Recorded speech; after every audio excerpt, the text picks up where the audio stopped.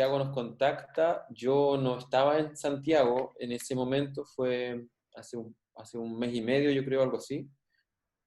Bueno, quiero agradecer primero a Claudia, hermosa presentación, a Tiago también por invitarnos a esta presentación, ¿cierto? A ser parte de este grupo hermoso que se armó, a Irene y a Chaco, ¿cierto? Por poder presentar un poco y seguir expandiendo las vivencias que se han hecho acá. Entonces les contaba que yo no estaba en Santiago. Andrea había llegado recién a Chile también porque estaba haciendo una residencia en Argentina, y de repente Tiago nos invita a esto y fue como, bueno, igual teníamos muchas ganas de reactivar un poco lo que veníamos haciendo desde el estallido y todo eso. Y yo también viajé a Santiago porque quisimos hacer una intervención para el 8M, el 8 y la marcha masiva por los derechos de la mujer, ¿cierto? Y ahí nosotros proyectamos Amor y Matre, y ahí yo me fui y no iba a volver hasta finales de junio. Entonces Tiago nos hace la invitación, bueno, en resumen, vuelvo, y empezamos a testear. El primer viernes les voy a mostrar la presentación. Voy a poner compartir pantalla. Aquí se pone desktop. Ahí está, ¿cierto? Sí, Ahí está la presentación. ¿La están viendo, cierto? sí. Perfecto. Nos pusimos a pensar con Andrea, bueno, ¿qué podemos proyectar? ¿En qué línea puede ir? Yo me acuerdo que Tiago nos pidió que fuera un mensaje un poco como de esperanza, o sea, poder qué podemos transmitir que no sea, no sé, que era como algo que le ayudara a la gente de cierta forma, que pudiera como empatizar, y le dimos un montón de vuelta porque no era fácil. Como estábamos también en cuarentena y en toques de queda, para nosotros era muy complicado poder escoger un edificio y poder salir en la ciudad y ver qué podemos hacer con eso. Entonces, teníamos muy a la mano la técnica que ocupamos durante los toques de queda del estallido social, que era insistir en la torre de la telefónica.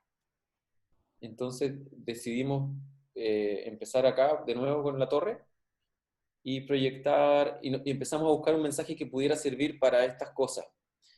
Entonces nos encontramos con esta fábula, que es un cuento muy antiguo de un rey que, que estaba buscando una solución para los problemas. Entonces habla con un grupo de sabios, y, y ahí hay como dos tipos de la leyenda. Hay unos que dicen que los sabios le entregan un anillo con un mensaje, y hay otro que dice que los sabios no sabían qué decirle, y finalmente habla con un tipo que siempre estuvo en la realeza y que era como el mayordomo que los ayudaba en todo, y él le dijo, toma este papelito y cuando tenga un problema tú lo abres y vas a ver lo que pasa. Entonces en este problema el tipo no sé qué le estaba pasando, le estaban invadiendo la ciudad, el tipo se va con un caballo, lo estaban persiguiendo y de repente se detiene detrás de un árbol, lo lee y dice esto también pasará. Y con eso los caballos se van, no lo encuentran. Al final el tipo recupera su ciudad. Gracias a esto él dice que se pudo salvar su vida y hace como una celebración para, para celebrar que recuperó su vida y que no murió, y le dice a este tipo que le había dado el mensaje, le dice, oye, muchísimas gracias, estoy súper contento, no pudo haber sido mejor la frase. Y llega este tipo y le dice, ahora es momento que la vuelvas a leer. Entonces el tipo abre el papel y dice, esto también pasará. Entonces es un mensaje que sirve tanto para los momentos más adversos como también para los momentos más felices. Y nos sitúa, cuando yo lo leo al principio es como que sí, y cada vez le encuentro más sentido, porque al final me centra y me lleva a un lugar de tranquilidad y me conecta con un presente que está mucho más cercano a lo mejor a un estado que se aleja de la euforia.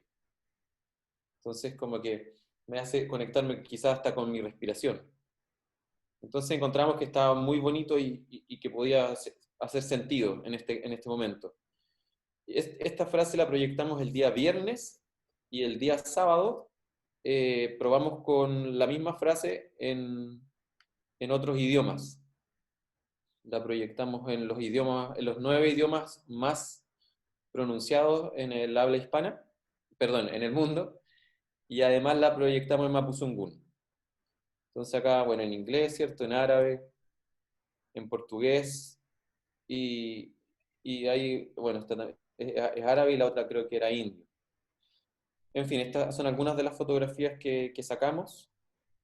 Luego ese mismo día hicimos una colaboración con Raúl Zurita y Raúl nos pidió proyectar su verso de su libro Purgatorio, que en la dedicatoria al principio dice: la vida es muy hermosa incluso ahora. Entonces también la pusimos y también estaba como llena de potencia con todo lo que estaba pasando. Nosotros veníamos trabajando con Raúl anteriormente con el verso que su rostro cubra el horizonte, que la hemos ocupado en 3 intervenciones. La ocupamos primero con Camilo Catrillanca, luego la ocupamos en Plaza de la Dignidad al segundo día que lo habían asesinado. Luego proyectamos a Alejandro Castro, que era un dirigente medioambiental que también se dice que se suicidó o que fue suicidado, pero que murió bajo un tema súper complicado y él estaba protegiendo, buscando que se protegiera una zona que es zona de sacrificio, de mucha contaminación medioambiental, o sea, en fin, los niños mueren de cáncer porque hay unas fumarolas horribles. Entonces ahí nosotros proyectamos también este verso con su rostro. Y después lo hicimos fue como la tercera noche del estallido social cuando empezaron a aparecer los muertos, los asesinados. Entonces proyectamos a los 5 primeros nombres que aparecieron con el verso también. Entonces, bueno, ¿qué pasó después de todo esto? Al día siguiente, esto fue el día sábado, el día domingo a nosotros nos ocurre esto, que nos hackean nuestra cuenta de Instagram. Cambian el mail, cambian el password y de un momento a otro nosotros estábamos compartiendo las fotografías que habíamos hecho para al aire libre y sufrimos un hackeo que hasta el día de hoy no hemos podido recuperar esa cuenta. Le cambiaron el nombre, cambiaron el mail, cambiaron todo y esto lo hicieron ingresando con un celular desde Viña del Mar. Bueno, ese es un detalle nomás. A mí me encanta Viña del Mar.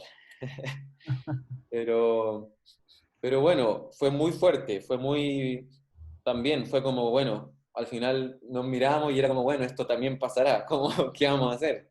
La vida también es bella, como, todas estas, las cosas que veníamos proyectando fue como, como, wow. Y fue, bueno, ¿qué hacemos? Nos asesoramos con varias personas que nos dijeron, van a poder recuperarla quizás en un mes más, pero si quieren seguir activando y haciendo cosas, abran una nueva que les puede servir como respaldo, como registro. Y el lunes en la mañana abrimos una cuenta nueva, subimos 4 o 5 fotos de intervenciones antiguas y hubo esta marcha por el hambre, ¿cierto? En algunas poblaciones de distintas partes de Chile, no solamente en Santiago. Entonces nosotros, bueno, como sintonizamos un poco con lo que estaba pasando y con lo que iba a empezar a ocurrir con la pandemia, que era que la gente no podía trabajar, el gobierno no se estaba haciendo cargo de que la gente pudiera tener dinero para poder comprar su insumo, ¿cierto? O alimento, o lo que fuera, ni siquiera se está haciendo cargo de las cuentas básicas. Entonces sentíamos que la palabra hambre cobraba mucho sentido de proyectarse ese lunes, un poco para poner el foco, el tema ahí, y porque además había una preocupación de que la gente estaba saliendo a las calles para exigir que estaba con problemas de eso, entonces era como, bueno, y bueno, pasó lo que varios de ustedes probablemente sepan. Proyectamos hambre, quedó la crema, para todos lados. Apareció el diputado Chalper diciendo que estábamos incitando a la violencia, que nos tenían que perseguir. Recibimos mucha ofuscación de todo tipo. Y al día siguiente, como me queda un par de minutos nomás, proyectamos la palabra humanidad. Y, y esa misma, y a los pocos minutos aparecen estos focos. Aquí está un poco la trilogía de lo que fue el lunes y martes.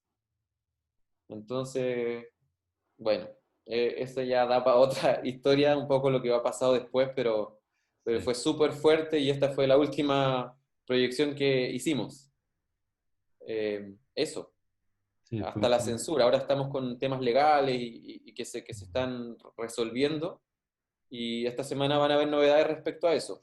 sea, pero nosotros queremos que se sepa la verdad. El hashtag que estamos usando es que la verdad salga a la luz, porque es una responsabilidad también como de todos, de saber quién estaba poniendo estos focos. O sea, aquí hubo patentes tapadas, hubo la PDI, estaba la policía, estábamos en un toque de queda, pandemia, etcétera, y era como, bueno, ¿cómo no podemos saber qué está ocurriendo? Eso, Eso. muchísimas gracias. Gracias, Octavio. Muchísimas gracias. Vamos ahora a pasar la palabra a Rodrigo Castroveche. Y ya estáis viendo que hay muchísimas historias que pasan por detrás de todas las obras. Entonces, os invito una vez más a entrar en el sitio web y navegar por él. Hay muchas cosas interesantes que descubrieron. Abre. A ver, Rodrigo. ¿Sí ahí? ¿Me escuchan? Sí. Ya. Mari Compuché, hola a todos, hola a todas. Bueno, quería comentarle un poco el contexto. Bueno, todos vivimos el contexto acá en Chile, pero cada uno lo vivió de su forma particular. Por mi parte, desde octubre hacia acá he venido participando activamente en lo que fueron las movilizaciones callejeras en la calle, haciendo arte en la calle, haciendo performance. Eh, en octubre también, bueno, mucha revuelta social y venía desde noviembre, creo, una semana antes de la conmemoración del asesinato de Camilo Catrillanca, habíamos estado participando en una intervención en Plaza de Armas, vistiendo a Pedro de Valdivia como indígena, o sea, indigenizándolo, mapuchizándolo, haciendo ese giro de colonial, subvirtiendo los roles de dominio y de poder, eh, y así apelando también a una constitución plurinacional, donde todos o todes nos sintamos identificados y representados dentro de la norma, dentro de las normas de Chile, de este Estado que siempre nos están oprimiendo, que oprime al pueblo. Y viene esta situación del coronavirus, donde esa efervescencia de estar hacia afuera nos restringe y tenemos que irnos hacia adentro, ¿no? A estar resguardados en esta intimidad. Entonces mi pregunta era como un poco, y esta lucha, ¿qué pasó con esta lucha? ¿Cómo desde esta situación tan íntima, tan privada, puedo seguir ejerciendo mi discurso político sin que este contexto me ponga un límite o bueno, ese era un poco mi pensamiento. También tenía muchas ganas de hacer cosas, de seguir expresando, ¿no? Estas demandas por una vida más digna. Y como anillo al dedo me cae la invitación que me hace Tiago de generar esta suerte de bienal, por así decirlo, simbólica, física, donde entre todos y todas hagamos un arte que nos pueda unir y así seguir nuestra lucha. Bueno, y en ese sentido surge una obra que, que aquí la están viendo, que bueno, Tiago me hace esta invitación donde se ve. ¿Se Sí, alcanza a ver la presentación? bien. Bueno, Bien. Tiago me hace esta invitación y teníamos poco tiempo para realizar una obra y yo dije, pucha, ¿qué hago? Mi idea no era como presentar una obra ya hecha anteriormente, sino que presentar algo dedicado y exclusivo para este contexto y para esta propuesta. Entonces lo que decido con todos los muebles que tengo en mi casa, bueno, yo trabajo como retapicero con mi papá y también en arte, hago intervenciones sobre los muebles hablando de esta identidad mapuche y también de esta identidad poblacional, que yo vengo de la Pincoya. Entonces, ¿cómo unir todos estos cuestionamientos de una vida más digna? de las personas que viven en Toma, la Pincoya donde provengo, también fue un terreno que nació como una toma de terreno, igual que Pudahuel, Cerro Navia, Quinta Normal, donde mucha gente campesina y mapuche se tomaron esos lugares para poder vivir en Santiago, ya que el Estado no da solución habitacional real para la gente pobre, que eso es real, y también la gente migrante también se tiene que, que eh, eh, sacrificar su vida para vivir, o hacinados, en el caso de la mayoría de los haitianos que viven en Santiago, están hacinados. Entonces, ¿cómo seguir esta demanda social desde mi lugar, desde mi casa? Entonces decido tomarme efectivamente mi casa, que es hacer estas fachadas con todos los materiales de madera, de residuales. Bueno, ahí está mi casa como se veía antes de la intervención, y ahí es como ya se ve después, eh, con estos muebles que tiene que ver mucho conmigo, pero también tiene que ver mucho con estos materiales que se usan para hacer la toma de terreno, que son materiales precarios, que son de desuso, de desecho, y me empiezo a tapar esta fachada. Y bueno, y eso también tiene que ver mucho con donde vivo ahora, si bien es una situación más acomodada y tengo algo más de privilegio por estar viviendo aquí, pero a 15 minutos de mi casa hay una toma de terreno efectivamente. Entonces, hacer este juego, este quiebre de clase social, de cómo es posible y que no es una transición paulatina, o sea, la toma de terreno está aquí al lado de nosotros. Y al frente de un río también, que es como el río que divide las aguas, también está la población La Farfana, donde vivo ahora. Entonces, ¿cómo generar toda esta problemática también de yo no sentirme identificado con la clase social que ahora, entre comillas, pertenezco, y generar esta demanda también como mapuche, como poblador, como clase obrera, como de abajo, y eso más que nada. Eso sería como el proyecto. Y también quería como contar un poco el impacto que hizo la obra. Si bien estábamos en esta situación de que se hizo el toque de queda, de que no se podía salir a las calles por este resguardo, etcétera. Recuerdo que mi papá me comenta que una abuelita, una anciana que vive al frente, lo llama preocupada por lo que estaba pasando en mi casa. O sea, preguntó, ¿qué está sucediendo en la casa de la familia Castro Hueche? Entonces, preocupada, llamando, y mi papá le dice, no, se trata de que mi hijo hace una intervención en la reja, y como que le contó más o menos de qué se trataba, y ahí la abuelita dice que ella le recordó mucho como ella vivía cuando joven, cuando niña o adolescente, que ella efectivamente vivía en una toma de terreno y que las cosas generalmente eran así antes. Entonces, ese sentido de haberle tocado la memoria a alguien, de haber revelado esa emoción, también esa vivencia de que todos somos comunes, todos somos partícipes de ese lenguaje común que tiene que ver mucho con el dolor, de lo que nos hace ser humanos, de lo que nos hace sentir unidos como humanidad, y no tanto entre nosotros. También pienso mucho que el pensamiento mapuche tiene que ver con la otra presencia, la naturaleza, el cuidado, estar en contra un poco de la industrialización de los materiales y de la precarización de la vida en general, no solo humana. Entonces, eso un poco como esa vuelta a la dignidad tiene que ser transversal, si hay un reconocimiento plurinacional que sea para los pueblos indígenas y para los migrantes. O sea, mi preocupación también es para la gente que viene a Chile y no se siente parte de Chile, porque el presidente Piñera dice Chile para los chilenos y deja fuera a todo un colectivo que somos el pueblo, que solo somos los que estamos pasando la miseria, somos los que estamos más afectados y vulnerables a la realidad. Entonces, esas eran como todas mis reflexiones durante todo este tiempo, de seguir luchando, de seguir visibilizando, de seguir reflexionando en torno a estos temas que me parece que son más sensatos, honestos de mi apreciación.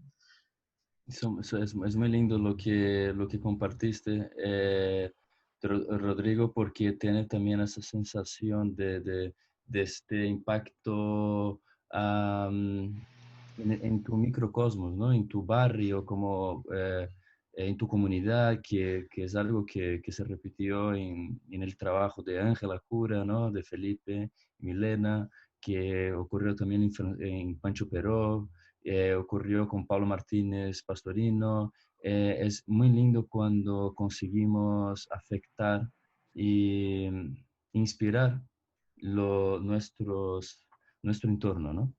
Entonces, muchísimas Pero gracias, Rodrigo, por compartir. gracias a Y ustedes. vamos a saltar aquí al próximo artista, que es Gabriel Holzapfel, que también tiene una historia, si tiene tiempo para hablar, sobre la manera como afectó también sus vecinos, ¿no? A ver si está ahí.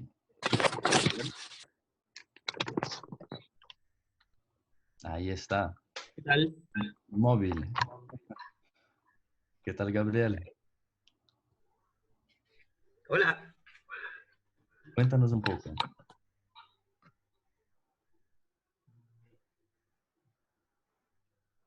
¿Me pueden ver ahí? Sí, te podemos ver y escuchar. Perfecto.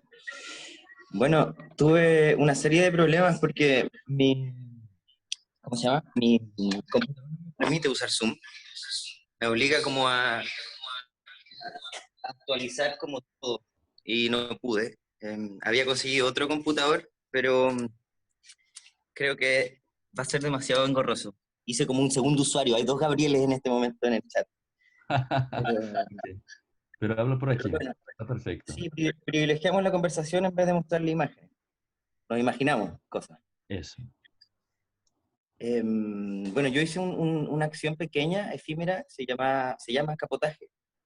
Lo que presenté finalmente fue el registro de esa acción, em, que fue como una especie de acto de reciclaje también, porque, como te había contado en otra oportunidad, yo tenía una gran colección de un compendio legal que se llama Código Aeronáutico, ¿ya? El Código Aeronáutico es un compendio legal que regula todo lo que pasa en el espacio aéreo de Chile. Entonces, cuando me llega esta invitación, y aprovecho también de saludar a la Claudia Saldívar, que fue como nuestro puente, Eso. porque con Tiago no nos conocíamos. Entonces, ocupé todo este cuerpo legal para hacer justamente algo un poco como una especie de juego retórico, de repetición absurda, como tengo muchos códigos aeronáuticos y me invitan a participar a un proyecto que se llama Al Aire Libre, o sea, permite como también algo como libertad aérea. Entonces, quise como, ya, bueno, ¿qué hago con todos estos libros? Este es el momento. Y básicamente los rompí para hacer aviones de papel. Entonces, a falta de imágenes, voy a mostrar, voy a mover esto un poco. Voy a sonar un poco. Este es un código aeronáutico. ¿Ven? Entonces, simplemente lo abrí y lo fui rompiendo para hacer aviones como estos. Este, según YouTube, es el avión que mejor vuela. Tuve que aprender, ¿sabes que no sabía hacer aviones de papel? Entonces, era perfecto porque yo vivo en un lugar donde tengo vecinos bastante pegados a mí. Es un edificio de 1900 en el corazón de Valparaíso. Pero yo abro mi ventana y veo a otros vecinos. Y últimamente ha imperado en la ciudad en general como una cosa muy encrispada, como que la gente anda tensa, hay mucha frustración, hay mucha preocupación, y eso se suma a la que ya existía como por el estallido, ¿sabes? Entonces, me parecía que hacer una obra por la ventana podía eventualmente devenir como en algo complejo. Sin ir más lejos, cuando estábamos haciendo pruebas de lo que quería hacer con los aviones, un vecino pensó que lo estábamos paparaseando y se puso como medio violento, ¿cachai? Entonces, como que le decíamos, no, no, esto es arte, es inofensivo, ¿cachai? Tranquilo. Lo pospusimos y lo grabamos al día siguiente, y, y el resultado fue bien bonito porque ahí los vecinos como que se sintió como que era una suerte de cómplice. Ah, el vecino ahí al frente es de los nuestros también, ¿cachai? Como que sucede este fenómeno de que llega al toque de queda en Valparaíso y al menos en mi vecindario, la gente recibe a la policía como uf, con barricadas incluso, ¿cachai? Como les tiran botellas, les gritan. Entonces, existe esta cosa como de quiénes están, cuál es el núcleo, ¿cachai? ¿O qué vecino está en contra de esto? Es una cosa curiosa ahí. Y me ayudaron tres amigos, dos amigas y un amigo, y, y funcionó bastante bien. Había gente que recogía los aviones, otros que los miraban como no entiendo, otros que lo patearon y luego vieron, ah, pero tiene arte, ¿cachai? Como que está pintado. Y bueno, está pintado como la bandera de Gubbins, que hasta altura yo creo que ya todos la conocemos, eh, que se transformó como un emblema de la protesta en Chile. Que desde mi lectura, digamos, es como una bandera moreteada, te decía, una bandera del luto, como un Chile golpeado. Entonces, ¿qué pasó? Que la acción de capotaje para el aire libre nace de varios ejercicios en torno a esta bandera. Ejercicios que no solamente asumí yo mismo, sino que también sucedieron de forma espontánea, por ejemplo, el colectivo Pésimo Servicio en Valparaíso, que también ha trabajado con la bandera y han estado serigrafiando en las marchas. Entonces, la primera acción que hice fue, cuando fue el estallido, me quedé paralizado, no podía pensar en arte, obviamente era todo como eso, era secundario. Las acciones más bien eran parte como de cómo me sumo yo a lo que está pasando, ¿cachai? ¿Cómo puedo ayudar? Y eso permitió que yo conociera a mis vecinos de al frente, y con los vecinos de al frente hicimos una bandera gigante de 3 por 6. Eso es bien grande para una bandera.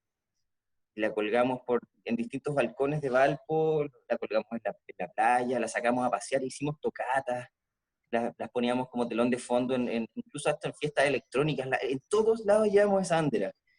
Entonces, cuando me llega esta invitación, dije, bueno, este es el momento para darle una vuelta de nuevo a la bandera, y ahí pasó transformar estos aviones en pequeños como mensajes poéticos, políticos que salían al aire libre, literalmente, conquistaban el espacio aéreo brevemente y luego caían al suelo. Siento que fue como una especie de anzuelo que uno tira, un poco permitir que el azar se involucre y como que pase algo, no sé, como romper un poquito ese cotidiano tenso que había en Valparaíso, como tirar una piedra a un charco y que algo pase, ¿no? Básicamente eso fue. Qué lindo, qué lindo. Y tiene esta sencillez, ¿no? Que de hecho cuando estuvimos hablando, es algo casi que lúdico, hablabas mucho del juego y también tiene esta memoria, la infancia, ¿no? Volver a hacer algo tan básico y enviar eh, algo a quien pueda ver, ¿no? Desde la ventana, una vez más, ¿no? Como dices tú, como ese mensaje en botella, ¿no? Exacto. Eh, es que claro, porque me parece complejo, viviendo ya hace tanto tiempo en Valparaíso y conociendo un poco el código callejero que hay acá. Cuando uno hace una intervención en el espacio público, no puede pretender controlarla, es muy complicado. Eso ya pasa a formar parte de un imaginario de imposiciones, ¿cachai? Justamente a mí me pasa que en mi práctica artística al menos trato de eliminar la imposición, porque estamos en contra de eso, digamos, como que esas reglas no las quiero adoptar yo, el que pone la regla. Entonces, tenéis que ser como cuidadoso, yo creo, con el espacio público, con permitir que la opinión, no muchas veces favorable al trabajo, también es natural, digamos. Entonces, me pasaba que apelar a como materializar esta obra a través de aviones de papel era como inofensivo, era como un camuflaje, ¿cierto? Como, calmado, son aviones de papel, es un juego, no estoy bombardeando nada, ¿cachai? Como que son papeles en el aire.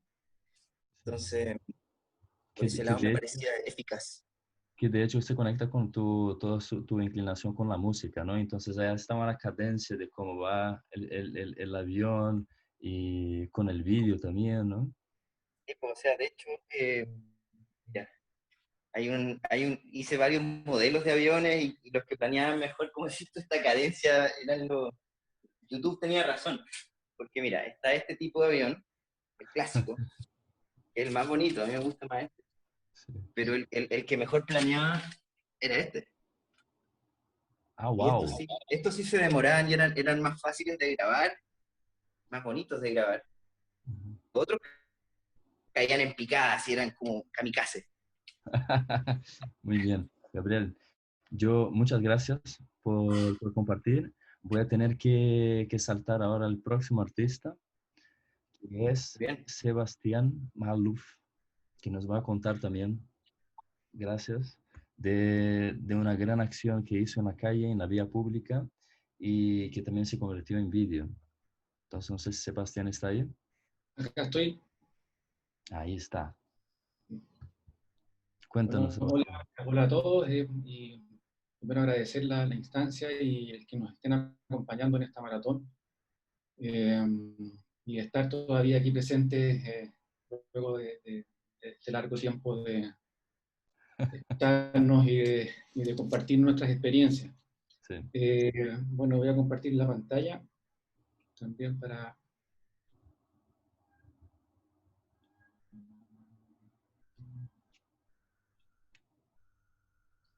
Bien, bueno, contarles un poco, yo llegué al proyecto por Trinidad Lopetegui, que es la encargada de Galería Cima. Ella me contactó y luego tuvimos reunión con Tiago y conversamos sobre este hermoso proyecto. Y en ese momento yo ya me encontraba realizando algunas como series de videos en torno a ciertas experimentaciones un poco de procesos y de relacionarme con materialidades y experiencias de trabajos anteriores también. Entonces, bueno, estaba con la idea me parecía muy interesante el plantear la relación de una mirada interior hacia el exterior y viceversa, ¿ya? Como pensar la idea del interior como parte del cuerpo, como parte de nuestra esencia, y el exterior como la superficie de relaciones que nos posibilitan un poco construirnos y establecernos como un gran cuerpo comunitario. Y justo en ese momento, ya hace unas semanas, había recién desmontado una instalación donde tenía un material ahí latente aquí en mi espacio y tenía la intención de utilizarlo. Bueno, aparece este proyecto y se comienzan como un poco a conjugar las relaciones materiales. Y bueno, hay una imagen que me parecía interesante compartirla con ustedes porque tiene que ver un poco con parte del trabajo que quise, digamos, plantear respecto a las superficies, como a las capas que nos componen, que nos relacionan, que nos oprimen también, y de alguna manera como que ese concepto de superficie ha sido recurrente dentro de mi trabajo. Y la idea inicial era utilizar esta tela en el espacio exterior, un poco cubriendo la superficie del pavimento, y yo estar en el interior y arrastrarme por la superficie del pavimento, ir descubriendo un poco la señalética del pare. Y todo esto, bueno, afuera de mi casa, digamos, en la calle que está afuera de mi casa. Y también tengo una serie de material que es un tejido de piedras de acrílico que he venido trabajando también durante muchos años, que tiene que ver con esta otra instancia, digamos, con el espacio interior. Y esta es una imagen de una acción atravesando una superficie, también un poco haciendo alusión a la relación como del sentido del arrastrarse, del traspasar, de la resistencia, etc. Y bueno, la idea del cuerpo como instancia colectiva también, como la idea del aspecto comunitario en relaciones corporales y en relaciones de tensión, de espacio, etc.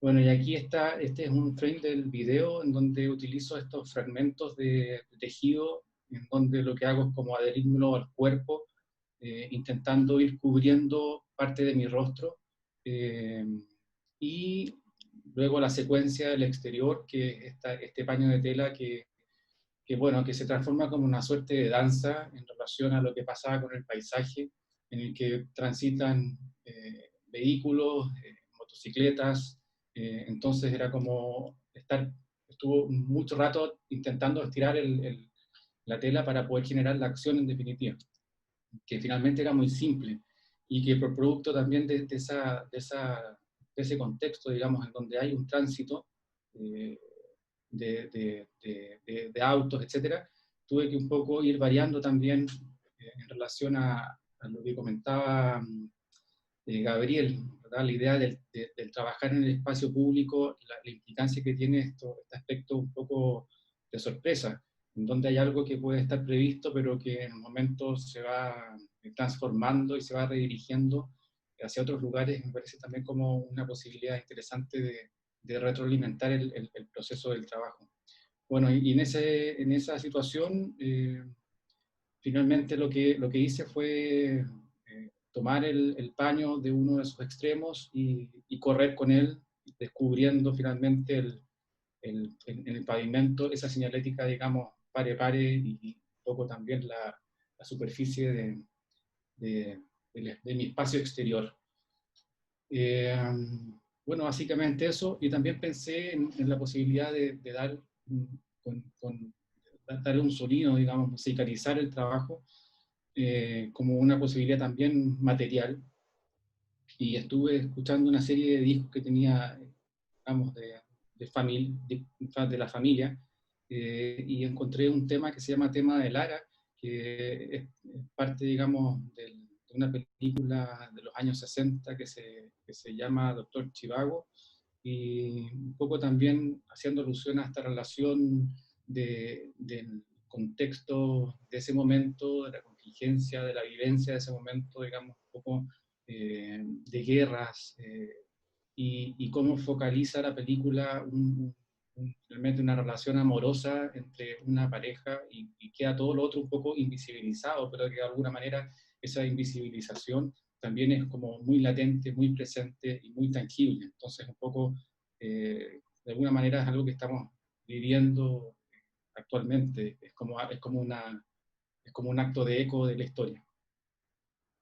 Y eso básicamente, bueno, también interesante, por supuesto, referirse a la conjunción de todos los proyectos, eh, que creo que en la cápsula que compartió Tiago al comienzo, da cuenta un poco de las distintas miradas y cómo también se pueden ir relacionando y tejiendo finalmente las experiencias a partir de este llamado, que es como pensar en un momento determinado, cómo estamos experimentando el contexto y de qué manera lo desarrollamos, digamos, y lo compartimos y lo construimos como un otro gran trabajo, digamos, como otro gran cuerpo. Así que agradezco la instancia.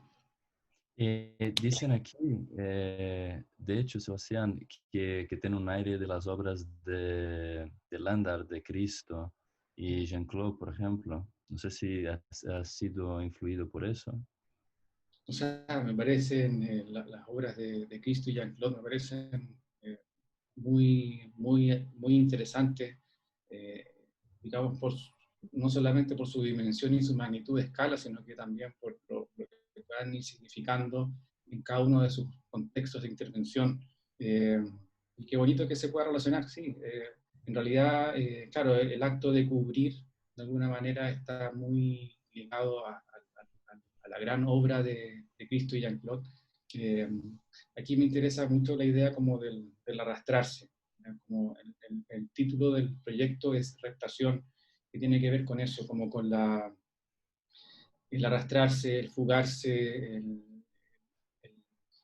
el llevarse algo, la idea como de dejar una huella a partir como de como una suerte como de arrastre, de adormecimiento. Es como un sinnúmero de conceptos que me interesaron como trabajar a partir del título del proyecto.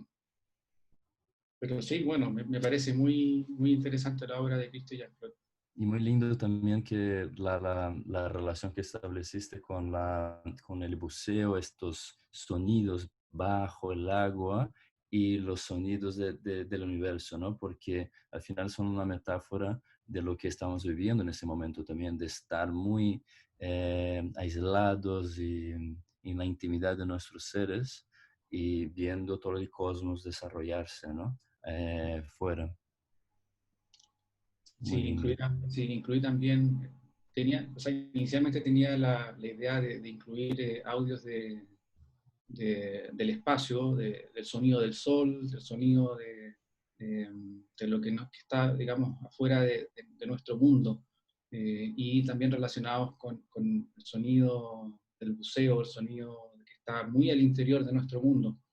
Pero finalmente, digamos, trabajé solamente con el sonido del exterior, digamos, del universo, y mezclado con este tema del ARA, a modo como también de redirigir un poco el trabajo. Los sonidos del universo y del universo, digamos, submarino, ya los había trabajado justamente en el video anterior que hice a este, entonces consideré que era como una posibilidad de repensar también el audio como una materialidad para el desarrollo del trabajo en imagen. Qué lindo, qué lindo. Y aquí Ángela, Milena y Felipe recordaron a las aguas egipcias, bíblicas, cuando vienen las pandemias. Entonces hay tantas referencias cuando presentas algo tan icónico, ¿no? Como una forma geométrica y un color, ¿no? Cómo es universal esto, ¿no? Cómo nos lleva a tantos lugares. Bueno, Muchas muchas gracias gracias. por eso. Vamos a pasar ahora a Pedro de 1000 metros cuadrados, a ver si está conectado. Pedro, Está conectado. ¿sí? Sí. ¿Nos escuchan? Que aquí Pedro hizo un proyecto 1000 metros cuadrados, que es un colectivo, hizo un proyecto lindísimo también que tiene una gestión muy compleja con las torres Tajamar de las preguntas. Pedro, Hola. ahí estás. Qué bien. Ay, perdón, los estaba escuchando, pero no los podía meter. ¿Qué Pues tal? cuéntanos, Pedro, cuéntanos del proyecto.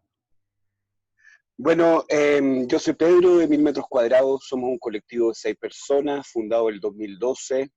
El colectivo ha tenido múltiples formas, como todos sabrán. Hemos pasado de ser un centro comunitario, que es nuestro veto, nuestro origen, a pasar a ser un colectivo de arte centrado en la generación colectiva de conocimiento, principalmente en espacio público, y también pensamos el prototipado de espacios de cultura, las instituciones culturales falsas, espacios e instituciones que puedan también pensar, dar modelo a proyectos más permanentes.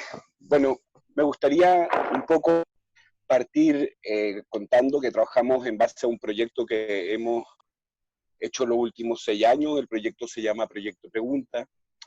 Proyecto Pregunta es una herramienta sensible que no da respuesta. Es una herramienta sensible que investiga la pregunta como espacio político, como espacio afectivo, como espacio psicológico, como espacio de acción política.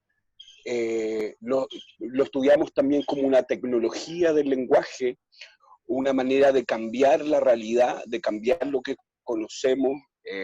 La historia ha estado, digamos, sitiada por preguntas, y desde la mayéutica de Sócrates hasta el día de hoy estamos rodeados por esta herramienta, y básicamente lo que hacemos es hacer preguntas por preguntas. Le pedimos a otras personas que piensen preguntas, y siempre tenemos una pregunta que es una pregunta gatillante que proponemos a distintas comunidades o en el espacio público, o hemos hecho este proyecto por correo.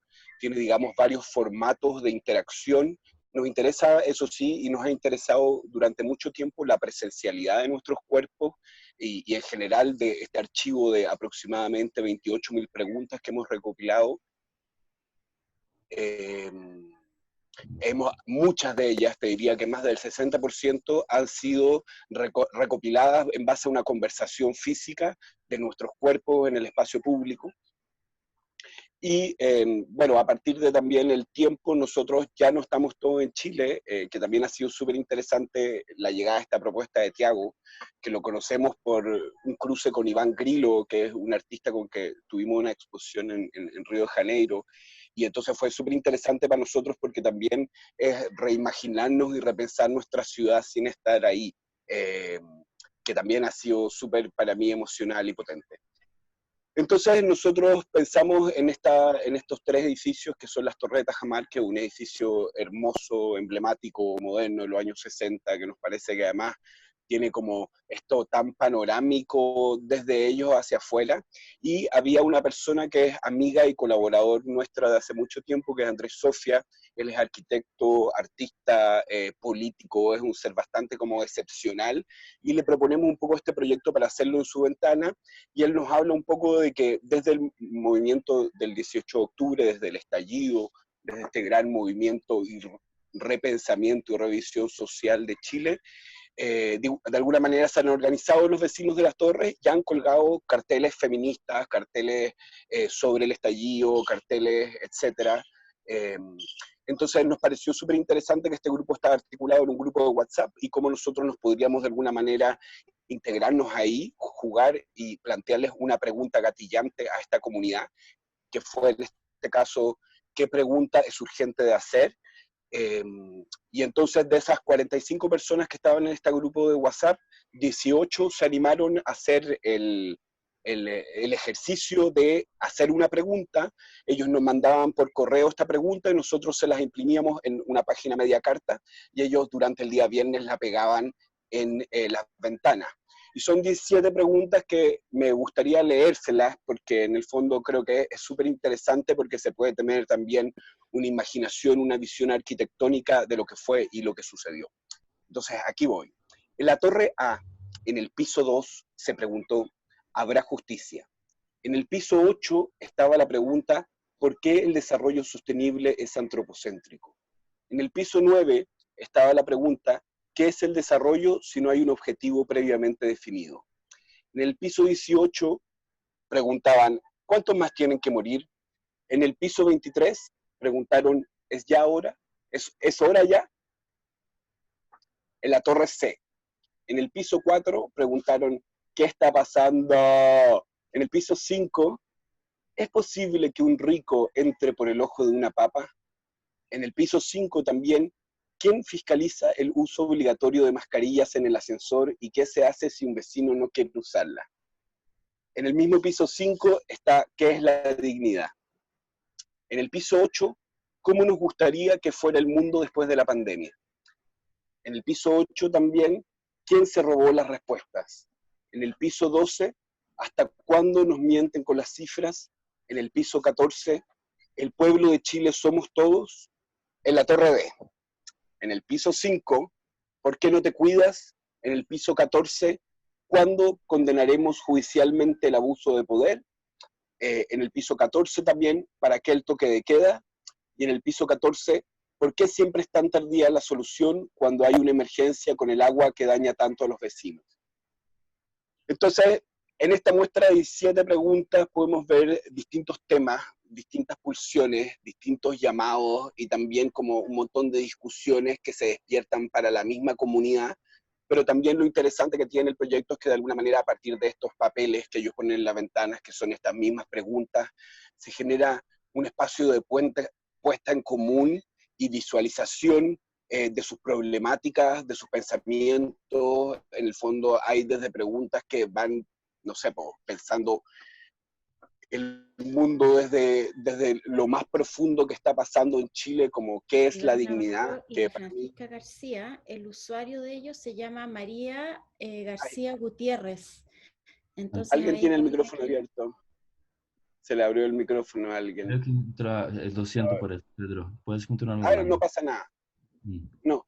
Y un poco el proyecto fue súper interesante. La comunidad, de hecho, que ya estaba articulada, y eso también es algo que es súper importante decir, nosotros fue súper interesante porque cuando recibimos esta invitación pensamos en el fondo cómo trabajar con este proyecto en estas condiciones, porque también es un proyecto que a nosotros no nos interesa poner nuestras preguntas, nos interesa que el otro pueda ocupar el dispositivo y pueda ocupar el dispositivo y la metodología para generar ciertos espacios de conocimiento y poderlo compartir. Y fue súper interesante también que haya aprendido tanto en las torres y en el fondo que haya generado este diálogo entre los vecinos y un poco lo que pasó, que después además todos fotografiaron, todos estaban registrando, fue como súper importante para ellos, generó también como, como un momento también, que creo que fue súper interesante para ellos. De hecho, nos escribieron hace poco que querían seguir usando ciertas cosas, etcétera. Y para nosotros, nuestro trabajo y nuestro proyecto tiene que ver un poco con entregar herramientas a las comunidades y en el fondo pensar cómo este tipo de espacios de generación de conocimiento colectivo y de pensamiento y de duda y de cuestionamiento se puedan generar y que uno pueda hacer una herramienta y dialogar también con eso. Es lindísimo. Yo me acuerdo que de las primeras, primeros momentos que estuvimos hablando sobre el proyecto, justo cuando vimos que se iba a realizar y que, porque hay un proceso muy largo hasta invitar, ver si todos van a hacerlo, que mencionaste que era algo súper biopolítico, ¿no? Y este proyecto, como algunos de los que ocurrieron al aire libre, si pensamos desde un gráfico físico espacial por estrategia artística, es impresionante cómo hay una cantidad de distintas formas y distintas maneras como los artistas consiguieron transmitir y desdoblar lo que querían en el espacio. No está solamente la ventana, hay muchas veces la ventana, pero es una ventana ajena, o la activación de distintas personas que están fuera en un contexto. Entonces es muy lindo. Pero ahí yo encuentro que es muy interesante también la comisión.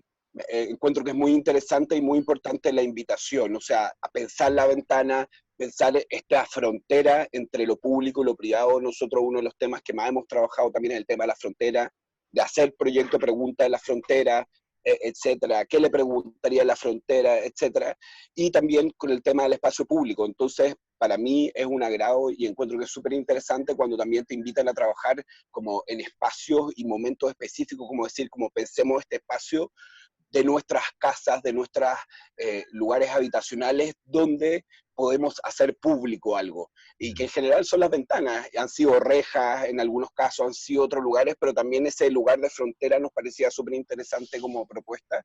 Y también como experimento fue súper interesante ver que, claro, había una comunidad con las ganas y con la necesidad de tener este tipo de espacios y generar este tipo de vínculos y hacer este tipo de acciones colectivas. Entonces, básicamente lo que nosotros hicimos fue como hacer una pregunta, fotocopiar papel, trasladarlo por Ubers y ellos se organizaron. Entonces, también eso encuentro que es súper vitalizante de ver como el hambre que hay de hacer, de estar y de participar también.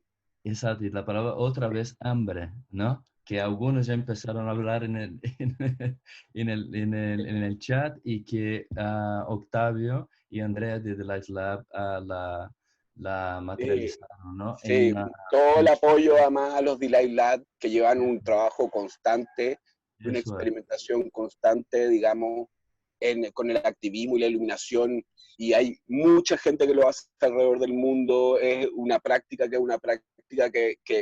o sea, es subversiva, pero no tiene violencia, entonces es ridículo. O sea, Y es necesaria. Pedro, yo tengo que cortarte y tenemos que pasar al próximo artista. Muchísimas gracias. Chao. Muchísimas gracias. Gracias a ustedes por... Vamos ahí a escuchar ahora a Raimundo Edwards. No sé si está Raimundo ahí. A ver si nos escuchas. Hola, Tiago, ¿me escuchas? Ahí estás ahí. Sí, súper. Te escuchamos. Nada, estoy cerrando un par de cosas acá. ¿Ahí se escucha bien? Sí. Ya, gracias. Nada, primero darte las gracias por poder participar de este lindo proyecto. Felicitar a todos a todos los artistas, colectivos y personas que han trabajado en este hermoso proyecto, que además han estado muy interesantes las conversaciones, las experiencias de cada uno. Yo voy a tratar de ser muy breve. Estoy acá abriendo PDF y comentarles. Que se desarrolla, tuviste una idea al comienzo y después... Exacto, sí, bueno, partir por la primera conversación que tuvimos. Yo llegué a ti, a Tiago, gracias a un amigo, al Javier Rodríguez, que me escribió desde España, que él también forma parte del proyecto, y nos contactó. Eso fue muy bonito, porque envió un correo a varios artistas, dentro de los que estaba yo, como haciendo la presentación de ellos pueden funcionar en tu proyecto, les tengo fe. Y por lo tanto, luego nos conectamos, ¿cierto? Tuvimos una primera conversación en Zoom esa semana, y a través de esa conversación que tuvimos, a medida que tú me empezabas a comentar del proyecto, de las ideas que tenía, y sobre todo del problema de este tiempo acotado en un espacio-tiempo mayor, que era todo lo que además nosotros veníamos viviendo desde el estallido hasta ese minuto, que fue en abril, al final, mediados de abril, finales de abril, muy cerca de lo que iba a ser el plebiscito, que iba a ser ese mismo fin de semana, me parece. Entonces había muchos factores, había una tensión muy grande. Yo en lo personal lo venía viviendo, y veníamos viviendo también una serie de cambios en lo cotidiano, que fue algo que también conversamos, en cuanto a las conductas, a cómo uno se lee dentro de esta nueva organización, donde todo está mediado por esta pantalla, estos audífonos, qué sé yo, donde no está esa relación directa con el cuerpo del otro, de las otras, y por lo tanto todos los sistemas cotidianos, desde a la hora que uno se despertaba, etcétera, las cosas que tenía que hacer, se estaban modificando ya hace bastante tiempo, y sobre todo ya en el contexto de la pandemia, que ya había comenzado. Entonces, la primera imagen que yo tuve, a partir de lo que tú me acuerdo, la frase que fue como proponer algo desde tu lugar, desde tu ventana, si es que tienes un balcón, desde el balcón, o desde la fachada, entonces estaba esa relación con el exterior, el espacio público. Lo primero que se me vino a la cabeza fue una línea vertical. Yo vivo en un edificio que tiene 11 pisos, pero vivo en el número 10. Entonces la primera imagen que apareció fue esta línea. Voy a compartir pantalla. Perdón. Fue esta línea muy simple, y luego voy a volver a esta pregunta, que fue lo que sucedió al final en realidad.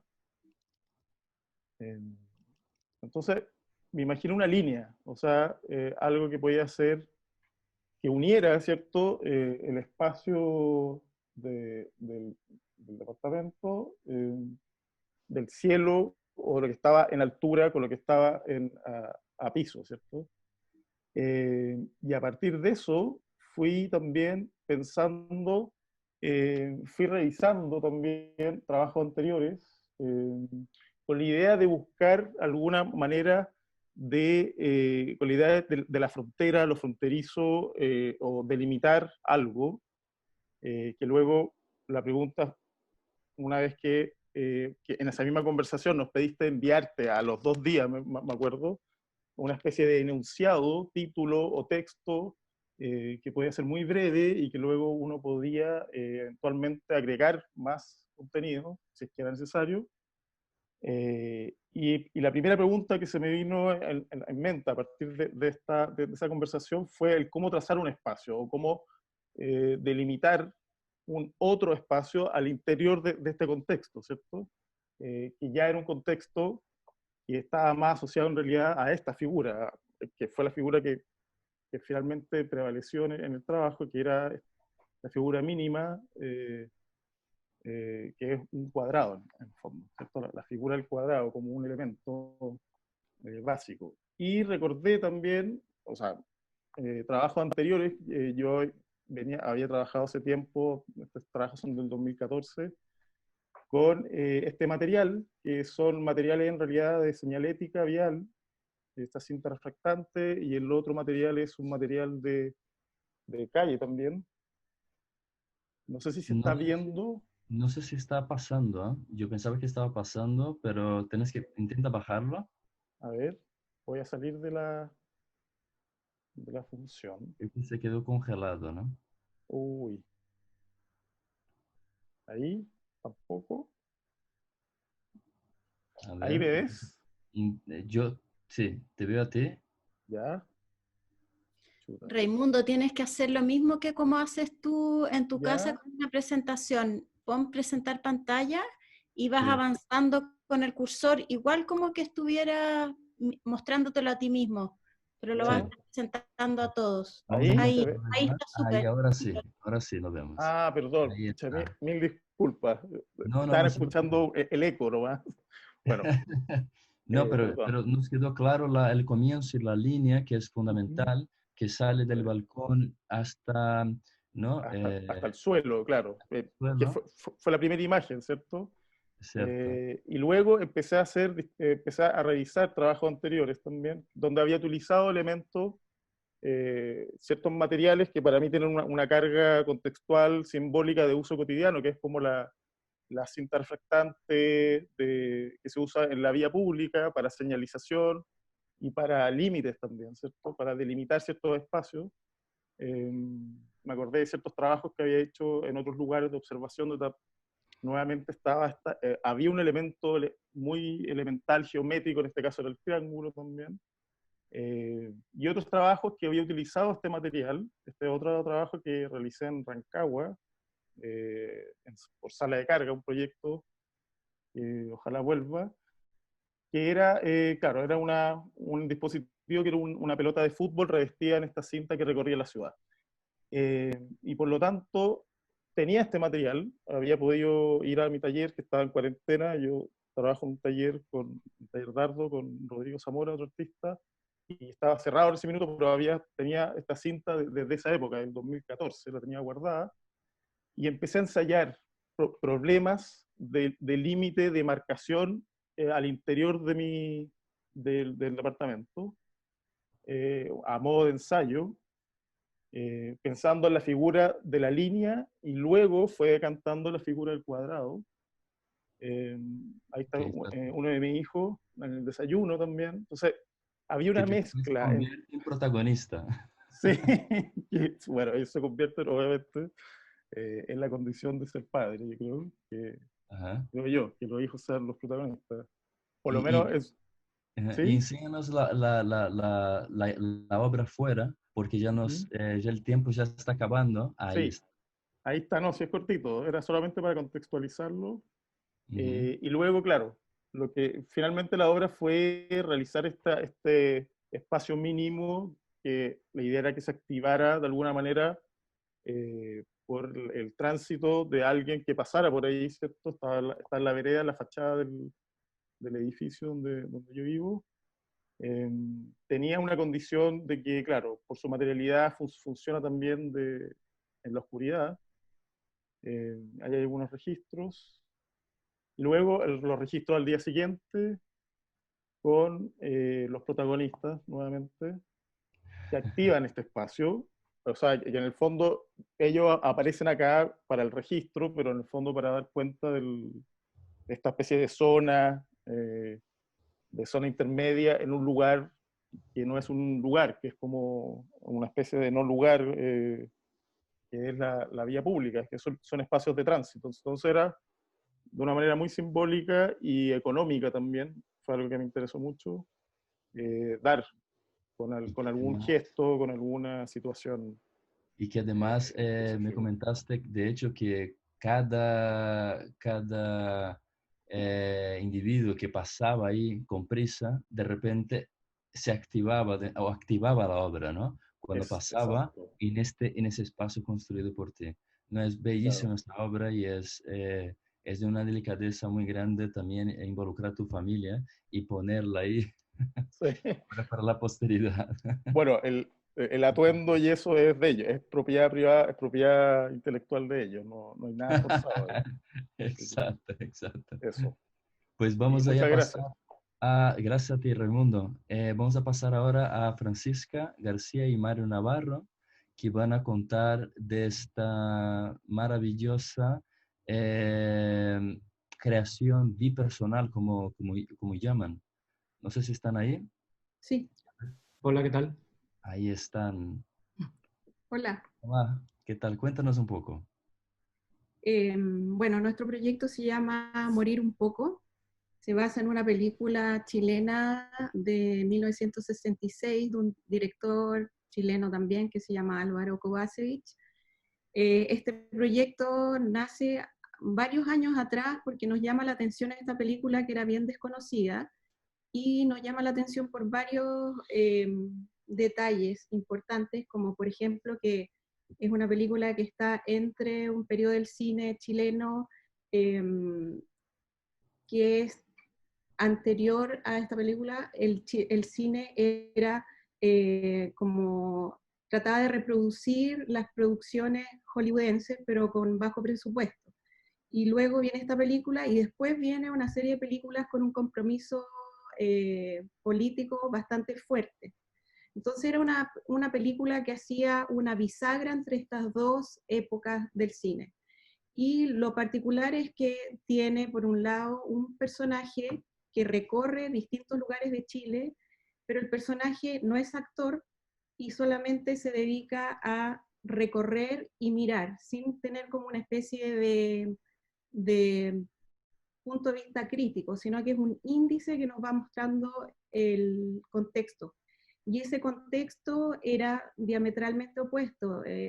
Se veía que existía una diferencia social muy marcada, diferencia en el tipo de entretenimiento que tenía la gente o lugares de acceso para ir a la playa, por ejemplo, o tipo de viviendas muy, muy dispares. Y con Mario encontrábamos que a pesar de la antigua de la película, en Chile en la actualidad pasaba más o menos lo mismo. Esa desigualdad era demasiado marcada. Entonces empezamos a hacer el trabajo no, no tratando de hacer una reescenificación de la película, pero sí ocupando un personaje central que mostrara nuevamente el entorno y la realidad chilena.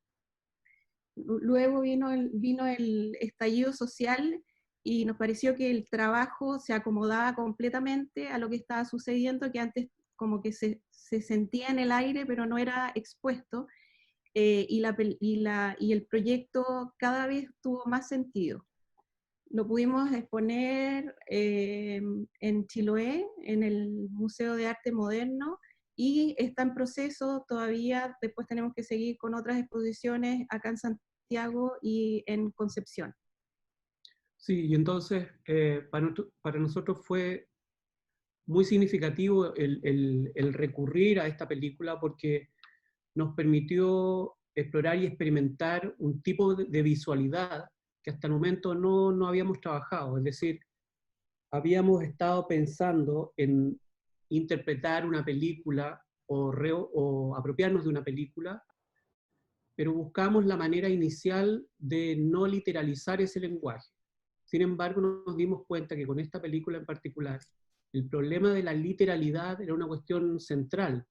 Entonces, el referirse a un lugar, el tener un punto de vista de parte del personaje y evidentemente de parte del director, que era un punto de vista como amoral, nos permitió entender que ese punto de vista era una mirada extraordinariamente literal y por lo mismo súper concentrada en cuestiones simbólicas, que nos parecía, como dijo Francisca, como análoga a momentos. Y uno de esos momentos precisamente fue el estallido social. Entonces, una vez que eso pasó y empezó a ocurrir la pandemia, nosotros nos dimos cuenta que efectivamente otro momento era el que estamos viendo ahora. Entonces la película como que se reconfigura. Es como, en sí misma la película es como un sistema operativo que necesita reconfigurarse cada vez que el contexto cambia. Entonces, pero esa forma de cambiar es análoga a su forma de funcionamiento original. Es como si nosotros estuviéramos permanentemente observando el exterior, pero desde una perspectiva amoral.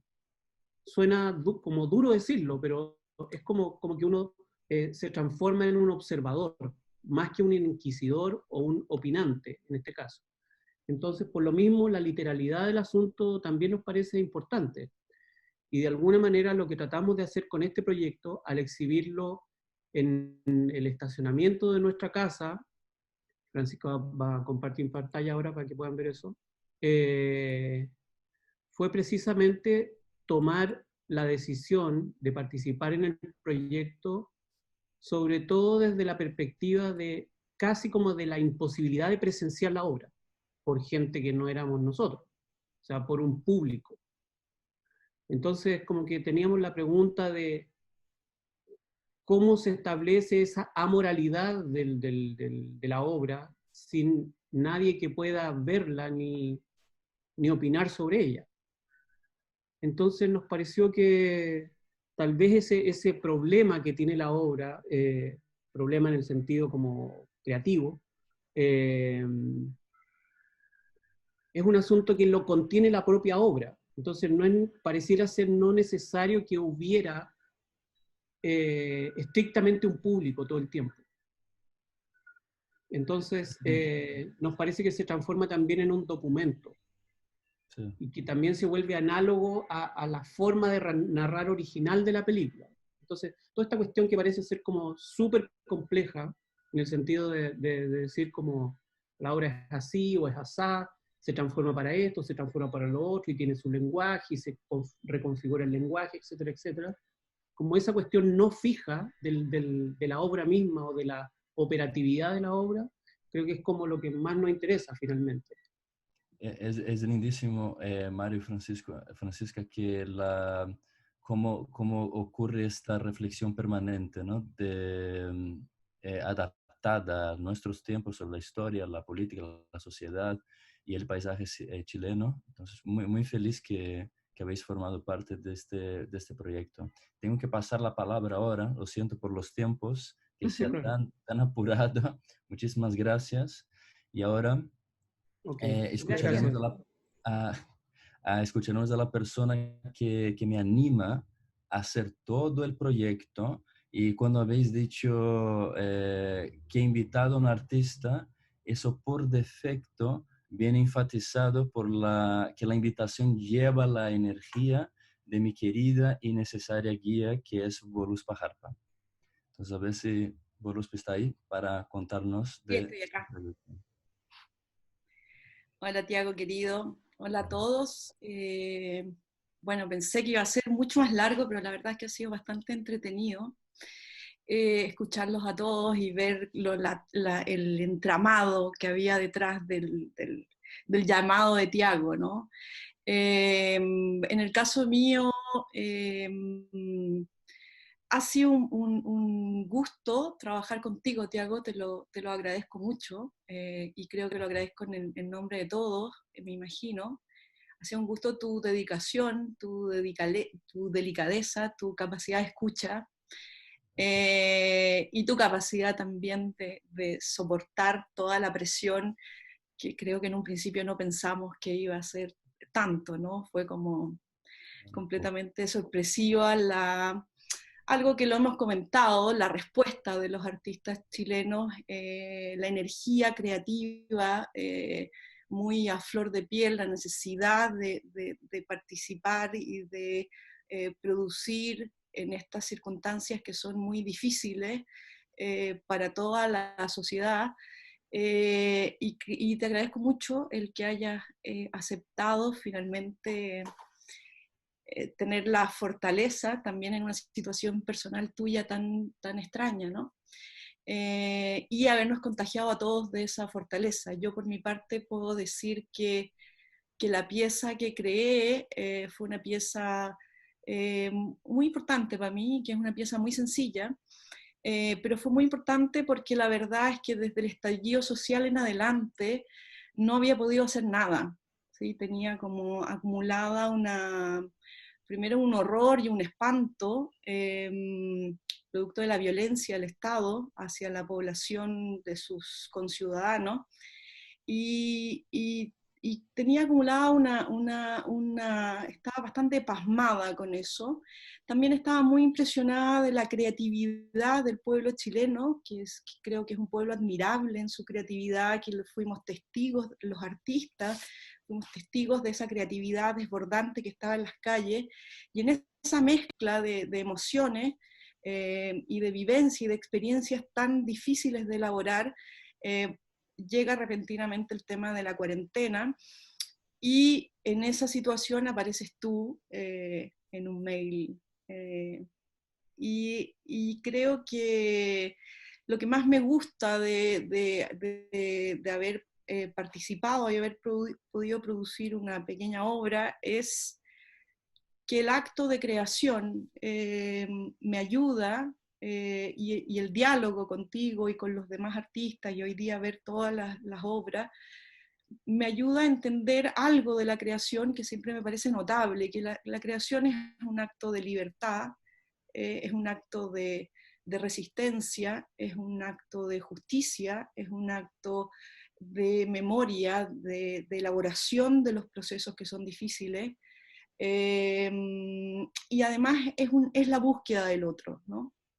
En el proyecto Alegre Libre lo hablamos varias veces, que es como cuando estás aislado con todas estas emociones, después de haber participado en las calles intensamente, de ver todo el estallido social en Chile, cómo te articulas en esa situación, ¿no? Y ahí a mí me parece que el acto de creación siempre es un acto extremadamente libertario, ¿no? Entonces voy a compartir pantalla, es muy sencillo lo que voy a mostrar, es básicamente el proyecto. Y mi proyecto fue simple, fue un poco la pregunta por este otro, ¿no? ¿Cómo busco a los otros que me ayuden a pensar algo que me parecía muy chocante dentro de todas las cosas chocantes que vivimos?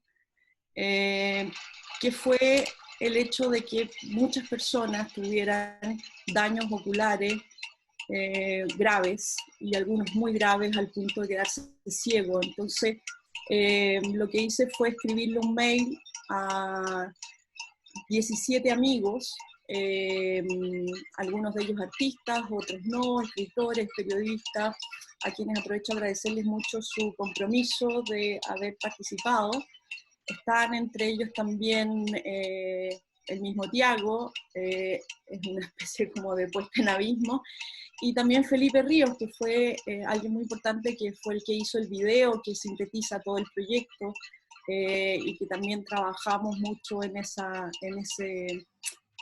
guión, en esas ideas de Felipe, ¿no? Para poder darle imagen al proyecto Al Aire Libre en general. Entonces, este video era un video, este mail es un mail que convoca a personas a pensar a partir de una acción material concreta. Yo había decidido trabajar con el tema de la acción de cegar a ciudadanos y sobre todo a jóvenes chilenos, que es algo que me parece mucho más cruel. Condenar a personas a vivir con esa mutilación para siempre, personas jóvenes que tienen mucha vida por delante. Y en esa reflexión entonces pensé, cuando estábamos hablando con Tiago, yo estoy en un edificio que no tengo balcón, no doy hacia la calle, sino que doy hacia unos vecinos que no conozco, hacia un edificio de personas que tampoco conozco. Entonces dije, bueno, voy a hacer algo que necesita buscar a otros, a estos otros a los que les escribo, pero voy a tener que salir de mi casa. O sea, lo que yo haga va a tener que salir de la casa y finalmente va a estar siendo hecho por otros, ¿no? Entonces, básicamente lo que hice fue, en toda esta situación de cuarentena, que justo empezaba la cuarentena el día anterior a que iniciáramos el proyecto, tuve que arreglármelas para comprar unas velas, unos velones en realidad. A estas velas le inserté un perdigón de plomo, y la idea mía era, había buscado una frase que hiciera sentido de esta acción de cegar, y lo encontré en Ensayo sobre la ceguera de Saramago, y básicamente coincidió que había comprado 17 velas, que la frase tenía 17 palabras y que 17 personas iban a recibir esta vela, que iban a aprender. Y lo más importante es que el proceso de duelo iba a estar en la atención, de alguna manera, en la rememoración de estas personas, de estar atentas a grabarme a mí, enviármelo de vuelta, el momento en que este perdigón cayera y emitiera el sonido de la caída, ¿no? ¿Por qué el sonido? Porque estuve como muy pensando, en las noches de cuarentena pensaba cómo estarán estas personas que fueron cegadas en estas noches de cuarentena, ¿no? Y yo creo que para uno que vive de la visualidad, el castigo de la ceguera es particularmente cruel. Entonces me puse a ver un documental que se llama Notas sobre la ceguera, que es un señor que cuenta cómo queda ciego, ¿sí? Para poder pensar cómo es vivir algo así, tan violento y tan imprevisto, ¿no? Y entonces la idea de la caída del perdigón, en que cada vela tenía una palabra de la frase de Saramago, era transformar, hacer conciencia de que finalmente lo audible iba a transformarse en el sentido principal que esas personas iban a tener con el que iban a tener que lidiar su vida, ¿no? Entonces me parecía que ese momento de la caída del perdigón era el momento de la reconversión de los sentidos para esas personas, y me parecía que activarlo en esta obra, que finalmente es colaborativa porque participan muchas personas, era el poder compartir, hacer conciencia de eso, ¿no? De esa pérdida de la visión y esa nueva condición de ser solamente un oyente, ¿no? Entonces, en la obra aparecen como estos 17 momentos grabados por los 17 colaboradores, en que van formando la frase de Saramago, ¿no? Y estaba la tensión de, para todos fue difícil el momento, bueno, Tiago, para ti también, el momento en que esperara que finalmente ocurriera esto, ¿no? Que era un momento azaroso, impredecible, de cuándo iba a ocurrir la caída de este perdigón, ¿no? Y el video es el resultado de esa colaboración de todos, que va armando finalmente la frase que me parece muy atingente a lo que estamos viviendo, en un sentido concreto, pero también en un sentido metafórico, ¿no? Porque finalmente la frase hace alusión a qué es lo que quieres ver y qué es lo que no quieres ver, qué puedes ver y qué no puedes ver, según tus propios prejuicios y según tus propias concepciones, y que de alguna manera eso nos pone en una situación bastante despiadada unos con otros, ¿no? Entonces dice, creo que nos quedamos ciegos, creo que estamos ciegos, ciegos que ven, ciegos que viendo no ven. Y que me parece que es una síntesis de lo que vivimos de alguna manera como sociedad, y también de lo que vivimos en el mundo, digamos, ¿no? También es interesante que producto de fue muy interesante hacer algo tan acotado, tan simple, tan con lo que estaba a la mano. En la edición la hizo mi hijo Vicente, que tiene 16 años, y también fue un tema como el manejo entre nosotros de cómo acordar esta edición, ¿no? Esta madre en cuarentena con el hijo adolescente que le suplico por favor que me ayude a hacer la edición. Y también fue interesante como esa relación, ¿no? Y eso fue, querido. Gracias, gracias, Voluspa. Creo que ahora para el cierre, que sería bonito que todos encendiesen sus cámaras y pensasen, ¿no? También que volviendo a ese sentimiento de estar aislados por cuarentena, intentar expresarse, no saber si alguien te puede escuchar, volviendo a todos esos sentimientos que fueron compartidos por todos los artistas. Diría que más que una exposición, lo que estas casi 200 personas hicieron, a mi modo de ver, fue un ejercicio comunal de solidaridad que me iluminó un camino mejor hacia el presente, un camino que siempre volverá a este espacio común de enseñanza, de vivir juntos, ¿no? Cómo vivir juntos, cómo pensar un presente mejor. Entonces, agradezco a todos por hacerlo posible.